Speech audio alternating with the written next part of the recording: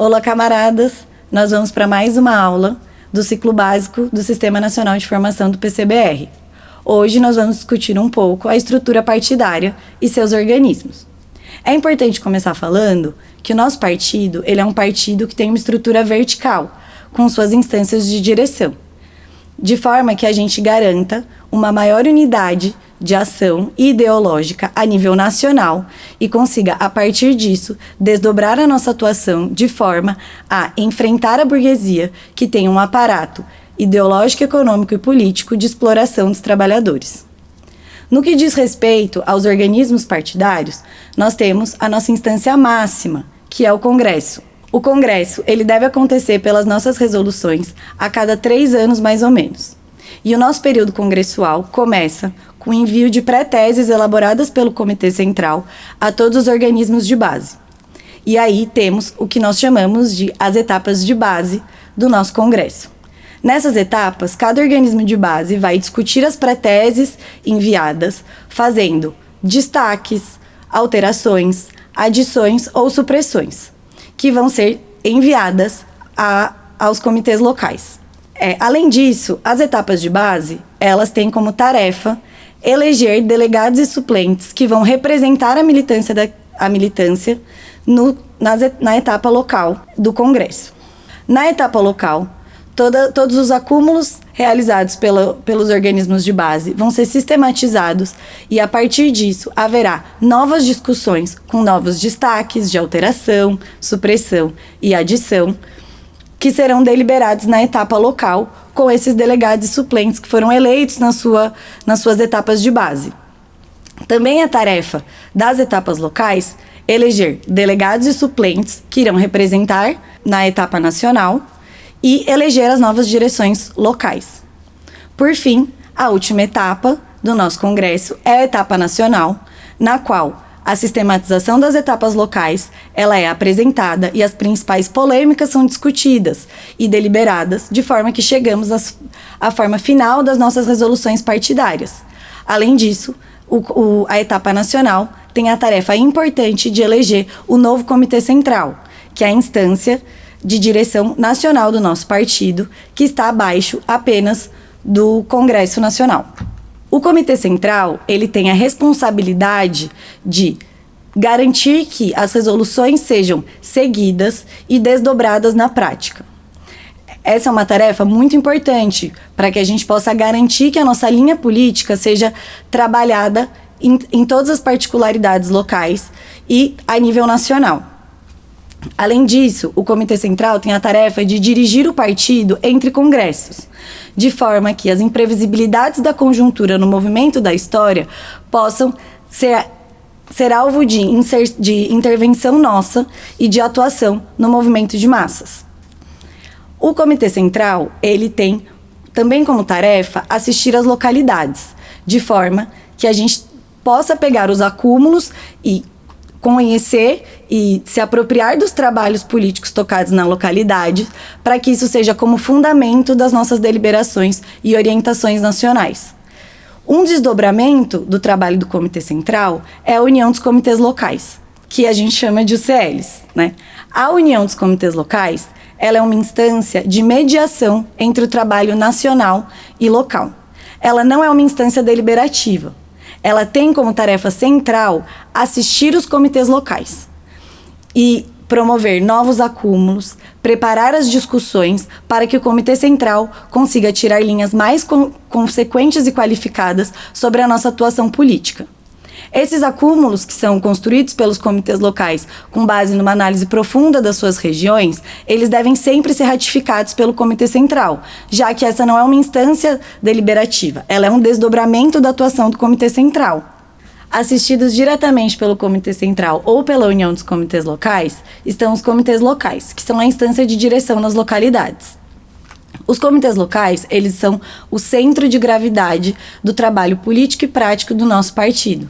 Ele tem como tarefa central desdobrar as resoluções partidárias nacional em trabalhos políticos nas localidades, que vão, a partir de um planejamento, organizar a nossa inserção, tanto nos setores estratégicos como nas pautas prioritárias da conjuntura, garantindo a organização do nosso trabalho naquele local. A partir dessas análises da organização do nosso trabalho, cabe ao comitê local organizar a militância daquela localidade em células do partido. Essas células, elas são prioritariamente células por local de trabalho, também podendo ser células de categoria, onde a nossa inserção ainda não comporta uma célula por local de trabalho. Essa não é a única forma que nós temos de organização das nossas células.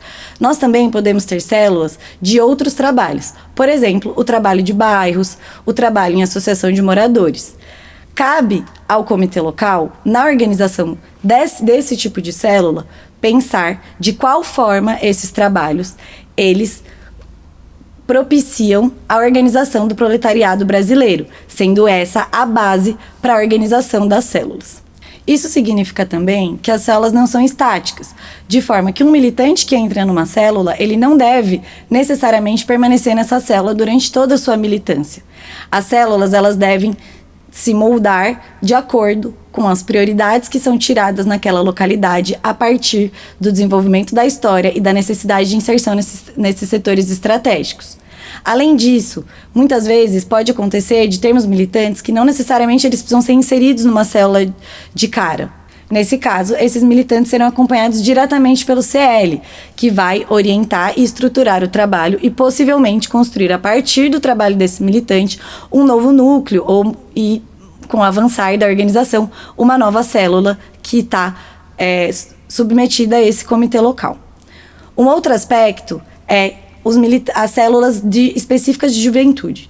Então, as células que tocam trabalhos estritamente de juventudes, elas são células da União da Juventude Comunista, que vão se entender assim e se apresentar desta forma. É importante ter em vista que desde o 17º Congresso Extraordinário, a União da Juventude Comunista é parte integrante e orgânica do nosso partido. Bom, essa é a estrutura fundamental, que passa pelo Congresso, Comitê Central, União dos comitês locais e células de base.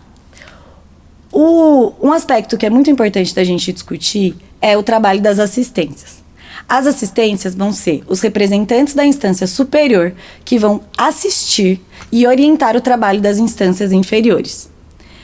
É muito importante que nós superemos a ideia de que um assistente, ele é meramente um passador de recados ou que ele tem uma atuação passiva no organismo assistido.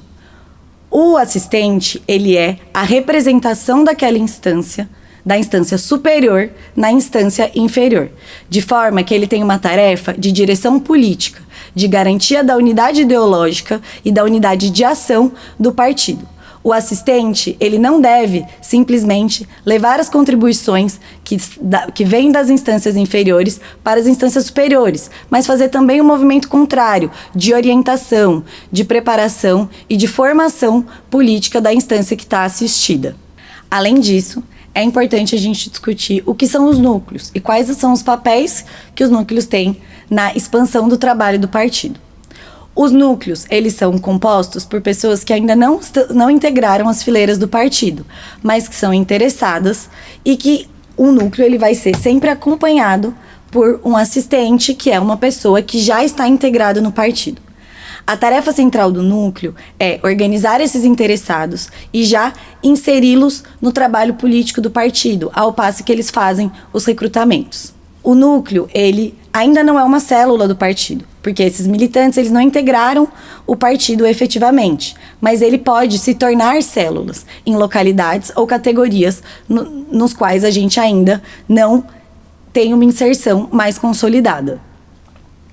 Os núcleos, eles têm um papel importante de superar a forma burocrática como nós conduzíamos recrutamentos no antigo PCB, que eram, muitas vezes, muito teóricos, sem inserção no trabalho prático e sem um acompanhamento qualificado e devido dessa militância que estava ingressando. Dessa forma, os militantes que estão nos núcleos, eles já vão, desde o princípio, ser convidados e convocados a tocar certas tarefas, sendo a principal dela a agitação em torno do jornal O Futuro. Além disso, é possível, por exemplo, a criação de frações regionais, que vão coordenar e orientar os trabalhos de uma categoria ou de um movimento de massas que se expressam na concretude em termos regionais. Por exemplo, sindicatos que se organizam a partir de uma unidade federativa, ou movimentos de massa, como movimentos de mulheres, que muitas vezes têm uma esfera estadual ou regional em suas localidades. É importante destacar também que todos os organismos que compõem o nosso partido precisam estabelecer uma certa divisão interna para garantir a efetivação do trabalho no cotidiano. Centralmente, cada instância tem um secretariado. O secretariado ele é responsável por dirigir a instância entre reuniões e preparar também os plenos ou as reuniões. Um exemplo disso é a Comissão Política Nacional, a CPN, que é o secretariado do Comitê Central, que dirige nacionalmente o partido entre os plenos do Comitê Central, mas está subordinada ao pleno, dado que é o pleno o centro de deliberação e de debate político no nosso partido. Além de secretariado, é possível a divisão em comissões ou grupos de trabalho, de forma que seja possível operacionalizar e desdobrar os trabalhos políticos de forma a garantir a máxima especialização e profissionalização da nossa militância. Esse é um breve panorama sobre a estrutura partidária e a sua forma organizativa. É claro que uma mera exposição ela não vai dar conta de garantir uma total apreensão sobre a nossa estrutura partidária. É por isso que o trabalho cotidiano, prático e político no dia a dia, ele é fundamental para que haja essa apreensão em sua concretude.